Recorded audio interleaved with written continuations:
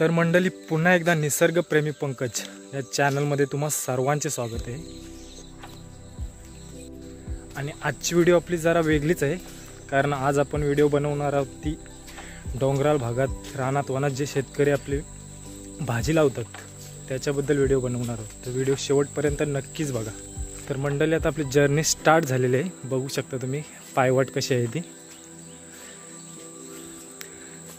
खरं सांगायचं मंडळी तर आमच्याकडची जे शेतकरी आहेत, म्हणजे जे आमचे लोक आहेत, ती खूप मेहनती आहेत.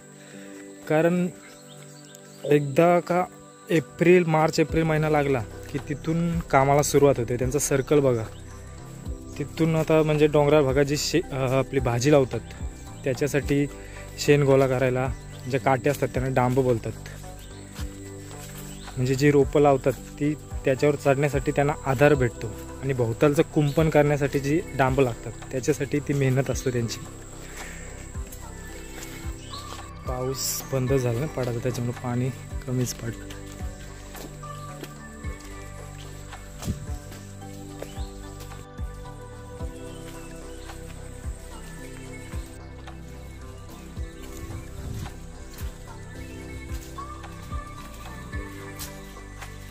पुन्हा एकदा मंडळी, जून महिना लागला की चाहूल लागते ती शेती लागवडीची, म्हणजेच भात पेरणीची सुरुवात होते. तोपर्यंत इकडं भाजीची रोपं पण झालेली असतात. पुन्हा ती कामं संपत नाही तेव्हा इकडं शेतीची लागवड चालू होते. शेतीची लागवड झाली की लगेच इकडं जी भाजी लावलेली असते डोंगराळ भागात तिकडे मग तिकडची कामं चालू होतात. त्यानंतर मग शेतीची बेनणी असतो, म्हणजे जो घाण असते, गवत असतो, ते काढण्यासाठी त्याला बेनणी बोलतात. तो काम चालू होतो. पुन्हा तो संपत नाही तेव्हा इकडची भाजी लावलेली असते ती बेनणी असतो. म्हणजे कामही कंटिन्यू चालूच असतात. पुन्हा भाजी जेव्हा निघायची सुरुवात होते तेव्हा तुम्ही बघितला असेलच आता मंडळी, रस्ता कसा एकदम पायवाट जाण्यासाठी सुद्धा व्यवस्थित नाही. अशा रस्त्यातून 40, 50, 60 किलोची ओझी डोक्यावरून वाहून आणायची खाऊ काम नाही. आणि हे काम म्हणजे मोठ्या दिलगिरीचं असतं आणि मोठ्या धैर्याचं असतं.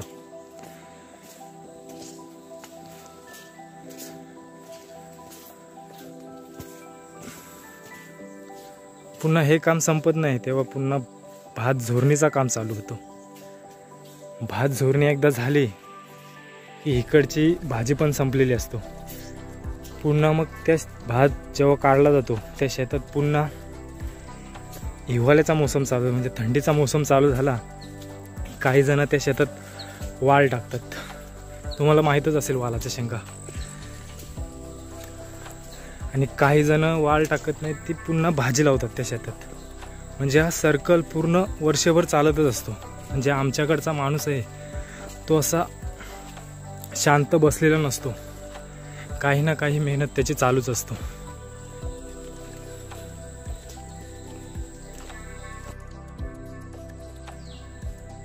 मंडळी, मेहनत तर खूप असते लोकांची, पण त्याला पावसाचाही प्रतिसाद तितकाच लागतो, नाहीतर त्या मेहनतीचं पूर्ण पाणी होतं.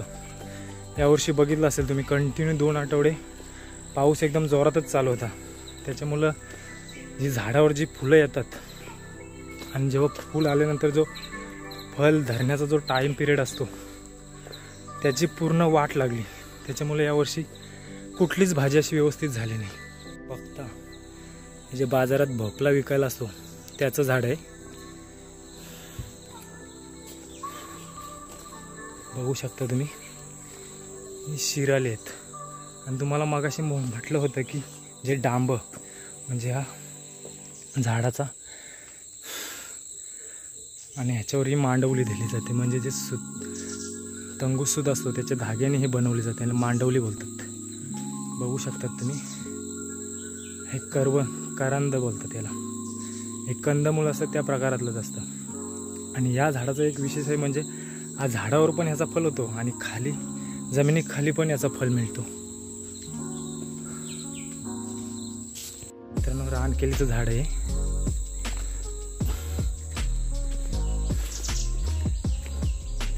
फुलझाड बघा मित्रांनो, रानातलं फुलझाड आहे.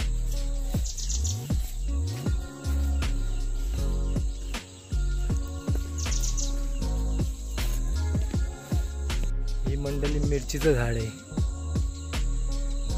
आणि ही जी आलूची पानं, ज्या आलूच्या वड्या खातात ते झाड वेगळं असतं आणि हे झाड वेगळं असतं. आणि सेम अशाच प्रकारचं रानटी झाडसुद्धा असतं, त्याची भाजी केली जाते.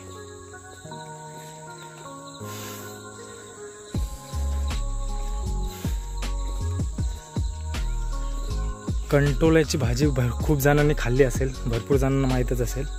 ती सुद्धा इकडे सापडतात, पण आता सीझन त्यांचा संपलेला आहे. ती सुरुवातीलाच भेटतात. आता ती पूर्ण फलं होऊन खराब होऊन गेलेली आहेत, म्हणजे त्यांचा टाईम पिरियड संपलेला आहे.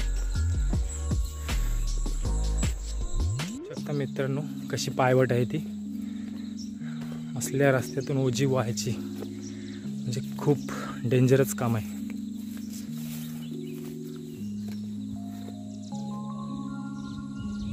बघू शकता मंडळी.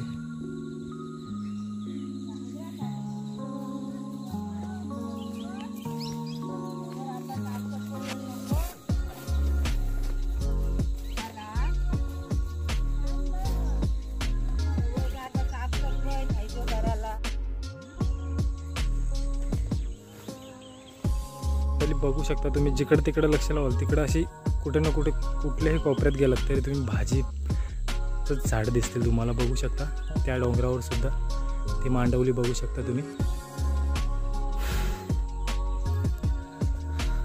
आणि वेगवेगळ्या व्हरायटीची भाजी असतात.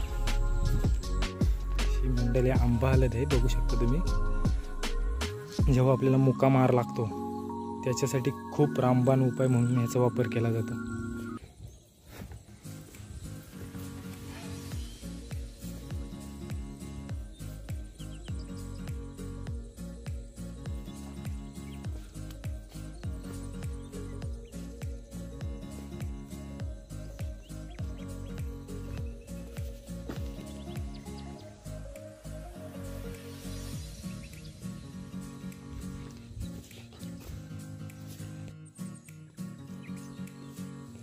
कधी कधी तर मंडळी एवढा भाव डाऊन असतो ना की 1 रुपये किलो म्हणजे 10 किलोचे 10 रुपये फक्त भेटतात. त्यामुळे शेतकरी कंटाळून वैतागून तो माल तिथेच फेकून येतो, कारण उतार खर्चही त्या पैशाने निघत नाही.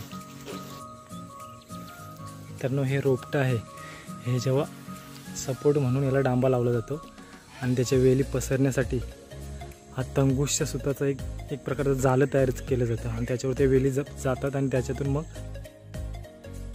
म्हणजे त्या झाडाला फिरण्यासाठी खूप मोकळीक भेटते आणि याला मांडवली बोलतात.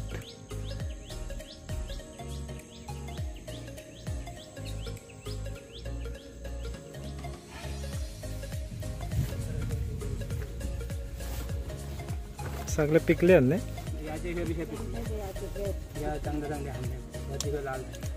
त्या अगोदरच काढायला पाहिजे होत्या.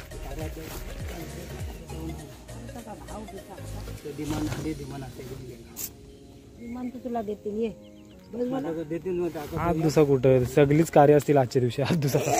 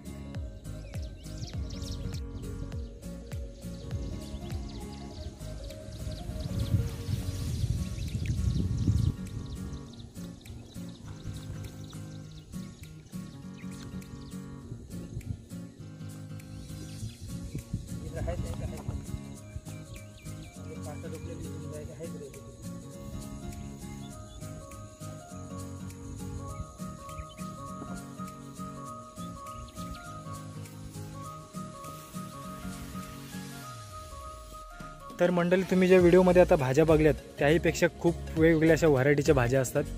घोसाली, पडवली, दुधी, भोपळा, वांगी, मिरच्या, अजून वेगवेगळ्या भाज्या असतात. तर आपल्याला तेवढ्या काय दाखवता आल्या नाहीत, कारण आपल्याला इकडे सगळीकडे आता फिरायला लागेल.